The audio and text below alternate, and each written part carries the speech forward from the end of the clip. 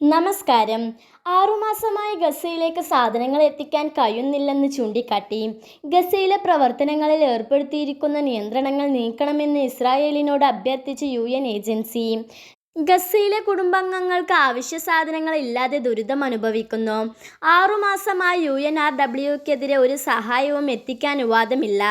മെത്തകൾ, പുതപ്പുകൾ, ടെന്റുകൾ തുടങ്ങിയ വസ്തുക്കൾ അടിയന്തരമായ ആവശ്യമാണെന്ന് ഊന്നിപ്പറഞ്ഞുകൊണ്ട് UNRWA വിതരണം ചെയ്യാൻ തയ്യാറാണ്.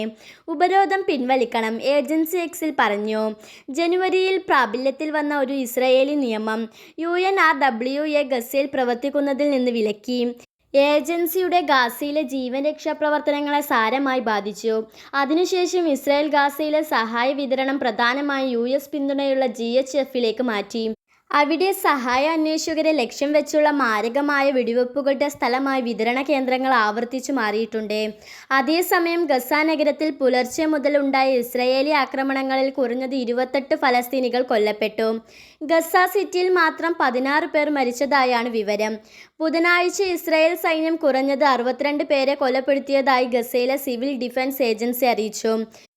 കഴിഞ്ഞ ദിവസം പട്ടിണി മൂലം 5 മുതിർന്നവരും 1 കുട്ടിയും മരിച്ചതോടെ യുദ്ധത്തിലുടനീളം 131 കുട്ടികൾ ഉൾപ്പെടെ മൊത്തം മരണസംഖ്യ 367 ഉയർന്നതായും ഗസ ആരോഗ്യ മന്ത്രാലയം അറിയിച്ചു.